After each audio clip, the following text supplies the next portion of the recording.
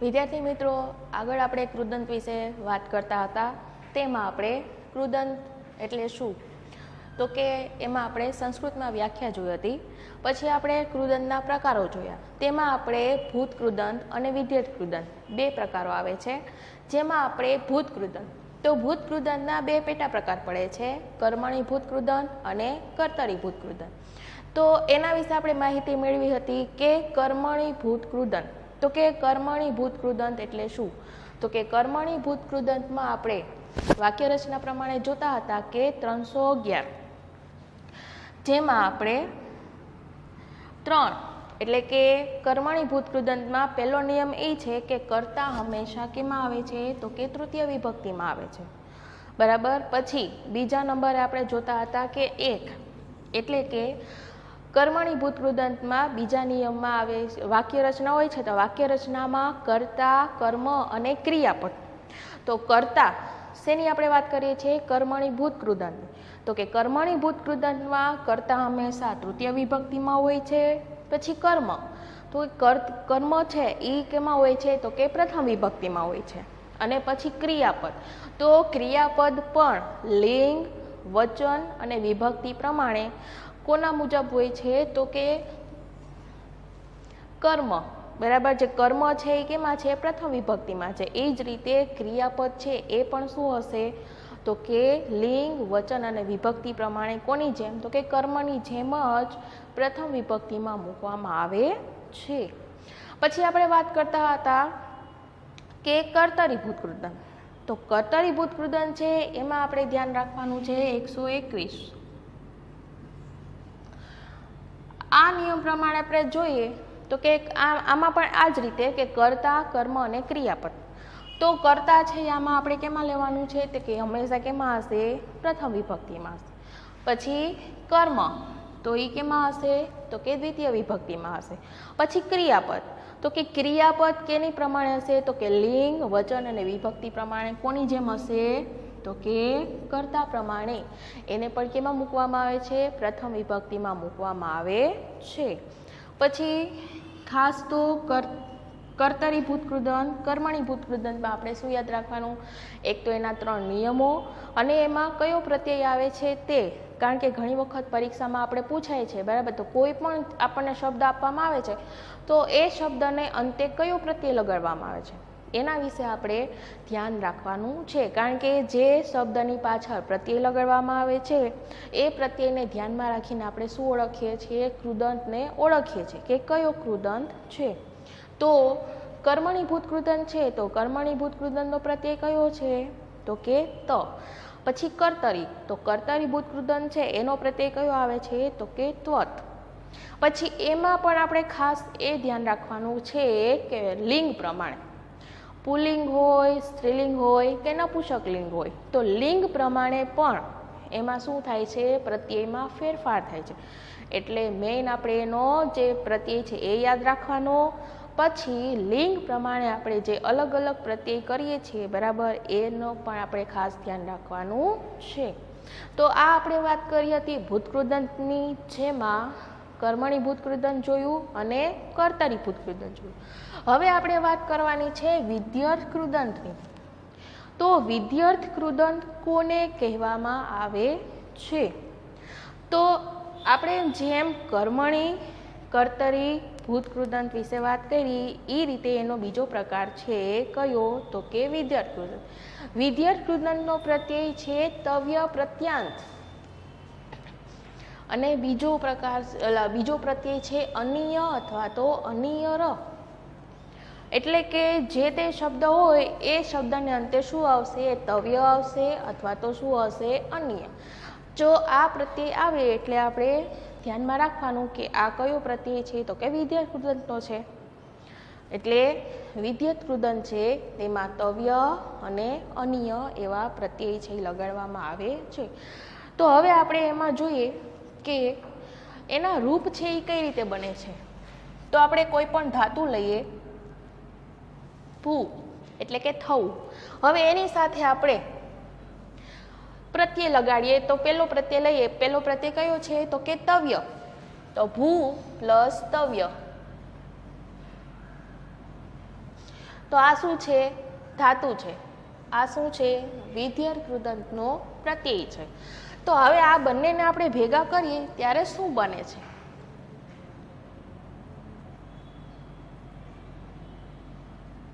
તો કે ભવિતવ્ય. બરાબર, આ બંનેને આપણે ભેગા કરીએ છીએ એટલે પાછળ શું બને છે? ભવિતવ્ય. તો હવે આને આપણે લિંગ પ્રમાણે કરીએ તો લિંગ પ્રમાણે આપણે જોઈએ તો કે જો પુલ્લિંગ હોય તો પુલ્લિંગમાં શું બને છે?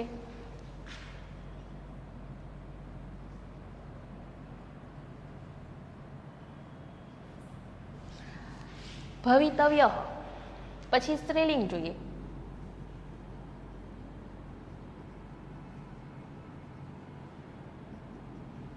તો શું બને છે? ભવિતવ્યા. હવે નપુંસકલિંગ.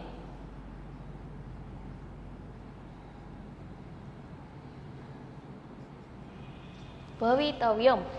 બરાબર, આ ધાતુ છે, તવ્ય છે એ વિધેય કૃદંતનો પ્રત્યય છે.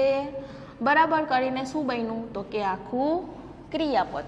બરાબર, એટલે ક્રિયાપદ છે. બરાબર, પછી અહીંયા આપણે લિંગ પ્રમાણે જોયું, પુલ્લિંગ હોય, સ્ત્રીલિંગ હોય કે નપુંસકલિંગ હોય. બરાબર, તો એ પ્રમાણે આપણે શું કર્યું? તો કે જો પુલ્લિંગ હોય તો ભવિતવ્ય, પછી સ્ત્રીલિંગ હોય તો ભવિતવ્યા અને નપુંસકલિંગ હોય તો ભવિતવ્યમ. હવે આપણને એમ કહેવામાં આવે છે, બરાબર, કે નીચેના કૃદંત ઓળખો. એમાં સપોઝ કે આપણને આપ્યું છે કે ભવિતવ્યમ, તો હવે આપણને કેમ ખબર પડે કે કયું કૃદંત છે? શેના આધારે ખબર પડશે? તો કે પ્રત્યયના આધારે. શા માટે? શું કામ? તો કે અહીંયા આપણે જોઈએ છીએ કે શું આપેલું છે? તવ્યમ. તો આપણે જો યાદ રાખ્યું હોય કે તવ્યમ આવે કે અનિય આવે, જેવા પ્રત્યય આવે તો હંમેશા કયો કૃદંત હોય છે? વિધેય કૃદંત હોય છે. બરાબર, પછી એવું આવ્યું છે કે ભવિતવ્યા. પ્રત્યય તમે જોશો અહીંયા તવ્ય છે, અહીંયા પણ તવ્યા છે, અહીંયા પણ તવ્ય છે. ખાલી ફેરફાર કેમાં છે? લિંગ પ્રમાણે. બરાબર, એટલે આપણે શું યાદ રાખવાનું? પ્રત્યય. આપણે હેતવર્ત કૃદંત છે, સંબંધક છે, પછી વિધ્યર્થ છે, પછી ભૂત કૃદંતના બે પેટા પ્રકાર જોઈએ છે, કર્મણી ભૂત કૃદંત અને કર્તરી ભૂત કૃદંત. તો એમાં આપણે કૃદંતમાં આપણે ખાસ ધ્યાન રાખવાનું છે પ્રત્યય. જેવી રીતે ધાતુમાં આપણે કેમ પ્રત્યય લગાડીએ છીએ? પરસ્મય પદ છે એના પ્રત્યય હોય છે, પછી આત્મનેપદના પ્રત્યય હોય છે. બરાબર, તો એ રીતે આપણે ખાસ ધાતુરૂપમાં જેમ પ્રત્યય લગાડીએ છીએ એ રીતે કૃદંતમાં પણ શું લગાડવાના છે? પ્રત્યય. એ પ્રત્યય પણ આપણે કોને પાછળ લગાડીએ છીએ? ધાતુની પાછળ. બરાબર, એટલે આ બધા પ્રત્યય છે ને શું કહેવામાં આવે છે? કૃત પ્રત્યય. અને કૃત પ્રત્યય છે. બરાબર, એટલે કે તે કોની પાછળ લાગે છે? ધાતુની પાછળ. જેને અંતે કૃત પ્રત્યય લાગે એને આપણે શું કહીએ છીએ? કૃદંત. તો આ વાત કરી આપણે ભૂ પ્લસ તવ્ય બરાબર ભવિતવ્ય. હવે આપણે જોઈએ પા, એટલે કે પીવું. હવે એમાં પણ આપણે શું લગાડીએ છીએ? તવ્ય. બરાબર, શું બનશે? તો કે પાતવ્ય.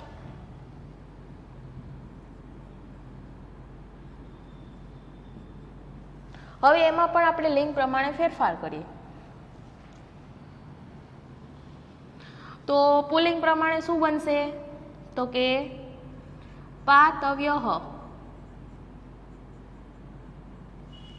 પછી સ્ત્રીલિંગ હોય તો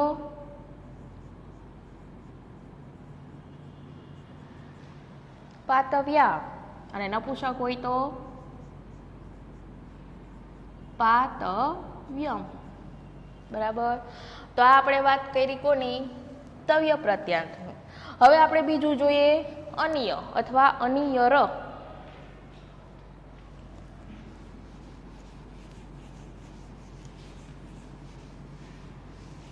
હવે અનિય છે એમાં પણ આપણે આ જ ધાતુ લઈએ ભૂ. કોઈ પણ ધાતુ આપણે લઈ શકીએ છીએ. આપણે લઈએ છીએ ભૂ પ્લસ બીજો પ્રત્યય કયો છે? અનિય.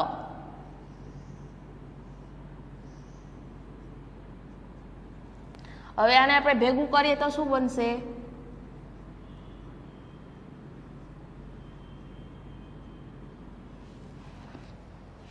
ભવનીય. તો હવે આપણે એમ જોઈએ કે પુલ્લિંગ પ્રમાણે શું બનશે? ભવનીયઃ. સ્ત્રીલિંગમાં શું બનશે?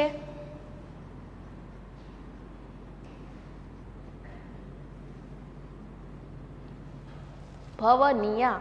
અને નપુંસક લિંગમાં શું બનશે?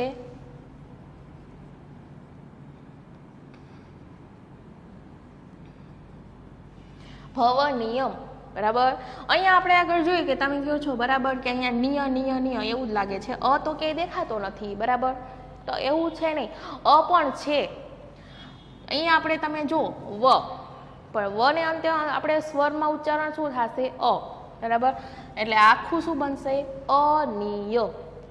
આમાં પણ એમ જ છે અને આમાં પણ એવી રીતે જ છે. અહીંયા વ છે પણ સ્વર તરીકે આપણે જોઈએ તો કેનું? અનું ઉચ્ચારણ થાય છે. એવી રીતે આપણે બીજી ધાતુ લઈએ, ખાદ. ખાદ એટલે શું થાય? તો કે ખાવું. પછી એની સાથે આપણે અનિય જોડીએ,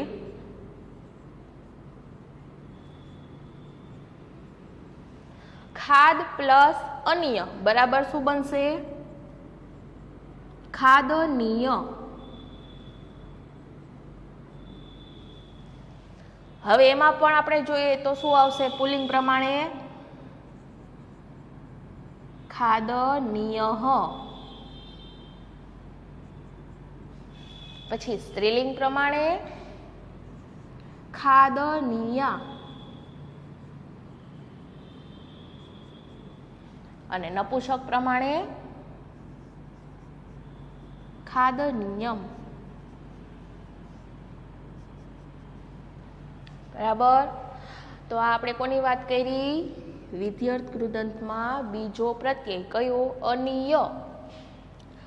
તો આમાં કોઈ પણ ધાતુ લઈએ પણ ધાતુ પછી કોઈ પણ પ્રત્યય હોય, બરાબર, તો એ પ્રત્યયને ધ્યાનમાં રાખીને આપણે શું કરવાનું છે? કૃદંતને ઓળખવાના છે. તો આ આપણે વાત કરી વિધ્યર્થ કૃદંત. તો વિધ્યર્થ કૃદંતમાં આપણે બે પ્રત્યય યાદ રાખવાના, તવ્ય પ્રત્યાંત અને બીજો પ્રકાર છે અનિય અથવા તો અનિયર પ્રત્યાંત. તો હવે આપણે કૃદંતમાં ત્રણ પ્રકાર વિશે આપણે વાત કરી.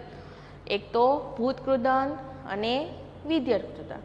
ખાસ ધ્યાન આપણે એ જ રાખવાનું છે પ્રત્યયનું. એક કઈ પ્રત્યય છે એકબીજામાં આડાઅવળા ન થવા જોઈએ. કારણ કે મેઇન આપણે જોઈએ તો તમને એક્ઝામમાં એ રીતે જ પૂછાય કે નીચેના કૃદંત ઓળખો, એટલે તમારે નામ જ લખવાના છે. આવી રીતે સંધિ છૂટી નથી પાડવાની કે લિંગ નથી આપણે ઓળખવાનું. બરાબર, આ તો આપણે એના નિયમો છે એનાથી આપણે વાકેફ થઈએ છીએ. બરાબર, કે નિયમમાં શું છે, કેવી રીતે કૃદંત બને છે, કૃદંત એટલે શું, એની વ્યાખ્યા શું છે, એના પ્રકારો છે એ કયા કયા છે. બરાબર, અને એક્ઝામમાં પરીક્ષામાં આપણને આ રીતે જ પૂછાશે કે નીચેના કૃદંત ઓળખો અને એમાં આપણને શું આવી રીતે નામ આપેલા છે. દાખલા તરીકે ખાદનીયઃ, તો ખાદનીયઃ આપેલું હોય તો આપણને તરત જ મગજમાં આવી જવું જોઈએ કે ખાદનીયઃ. તો નિયહમાં આપણે છેલ્લે જોઈએ તો શું અનિયનો પ્રયોગ થયો છે? તો કે હા. તો અનિય છે એ કેમાં આવે છે? તો કે વિધ્યર્થ કૃદંતમાં. તવ્ય, તો તવ્ય છે એ કેમાં આવે છે? એ પણ વિધ્યર્થ કૃદંતમાં આવે છે. એ રીતે લિખિતુમ, તો લિખિતુમમાં પાછળ કયો પ્રત્યય લાગ્યો? તુમ. તો તુમ છે એ કેમાં આવે છે? હેત્વાર્થ કૃદંતમાં આવે છે. પછી ત્વા પ્રત્યય આવે છે, તો ત્વા છે એ કેમાં આવે છે? તો કે સંબંધક ભૂત કૃદંતમાં આવે છે. એ રીતે આપણે કર્મણી અને કર્તરીમાં એમાં પણ આપણે વાક્ય રચના ખાસ ધ્યાનમાં રાખવાની. કર્તરી અને કર્મણી બેય છે આડાઅવળું થવું જોઈએ નહીં. કર્મણી છે એમાં તમારે શું યાદ રાખવાનું? એક તો તહ, તા અને તમ. પાછળ તહ પ્રયોગ થયો હોય તો પણ શું લાગે? કર્મણી. પછી તા આવતું હોય સ્ત્રીલિંગ પ્રમાણે એમાં પણ શું આવશે? કર્મણી. અને તમ આવતું હોય તો પણ શું આવશે? કર્મણી. પછી કર્તરીમાં શું યાદ રાખવાનું? વાન, વતી અને વત. બરાબર, પુલ્લિંગ પ્રમાણે વાન, પછી સ્ત્રીલિંગ પ્રમાણે વતી અને નપુંસક પ્રમાણે શું જોવાનું? વાન, વતી અને વત. એટલે આ પ્રમાણે કર્તરી અને કર્મણી છે એમાં આડાઅવળું ન થાય એ આપણે ખાસ ધ્યાનમાં જોવાનું છે. તો આ આપણે વાત કરી હતી કૃદંત. તો અહીંયા આપણો આ કૃદંતનો ટોપિક છે એ પૂરો થઈ જાય. હવે આપણે એના પછી જોઈએ પ્રશ્નસૂચક શબ્દો.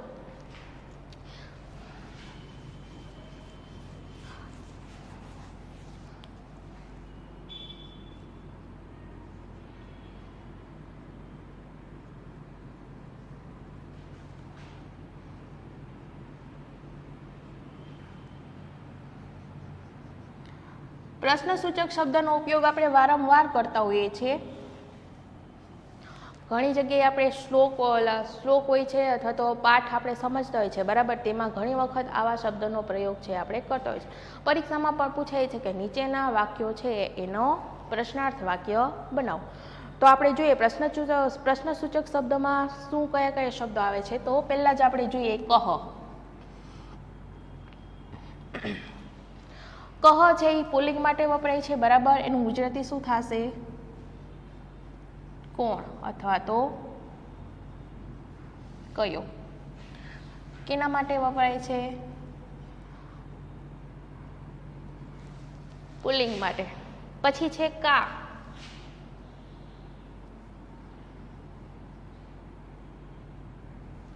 કા એટલે શું?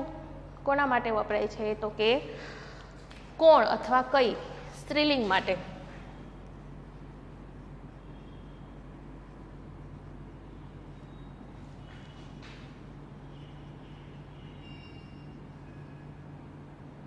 કોઈ પણ એવું વાક્ય પૂછાય અને જેમાં આગળ છે એ જો પુલ્લિંગ વાળું નામ હોય, બરાબર, તો પુલ્લિંગ વાચક શબ્દ હોય તો એના માટે આપણે શું લેવું પડે? કહ. સ્ત્રીલિંગ વાચક હોય તો એના માટે શું લેવું પડે? આપણે કા. પછી ત્રીજું છે કિમ. એટલે શું થાય? શું. કેના માટે વપરાય? નપુંસકલિંગ.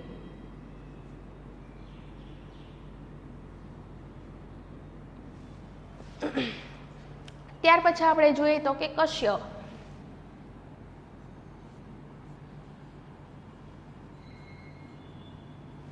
એટલે શું થાય?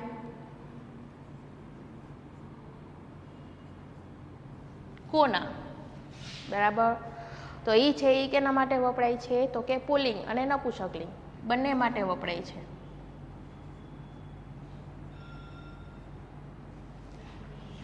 પછી કશ્યા એટલે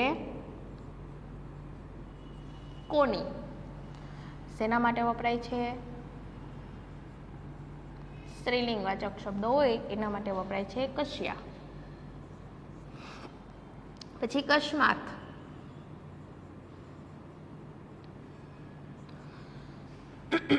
એટલે કોનું.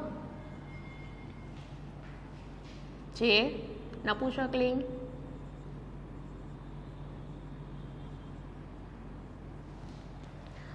તો હવે આપણે એના પછી જોઈએ છે કુત્ર.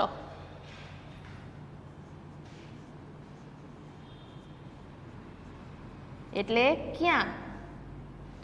સ્થળવાચક શબ્દ છે.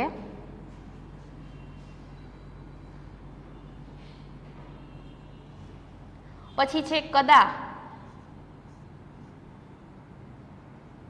એટલે ક્યારે. કદા એટલે શું થાય? તો કે ક્યારે, તો કે સમય સૂચક.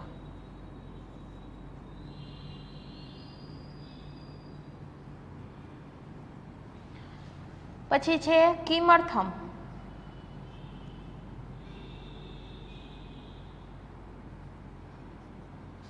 શા માટે.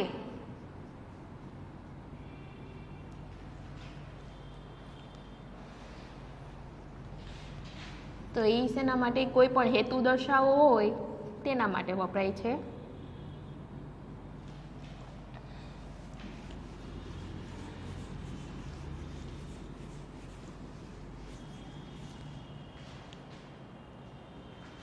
પછી છે કીદર્શી.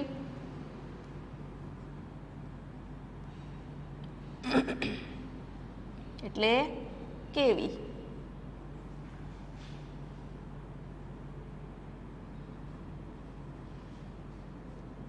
કેના માટે વપરાય છે? તો કે સ્ત્રીલિંગ માટે વપરાય છે. પછી કીદૃશઃ.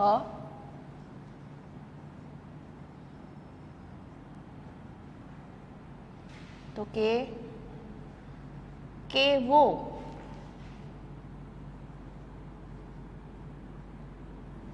પુલ્લિંગ માટે વપરાય છે. અને પછી છે કીદૃશમ,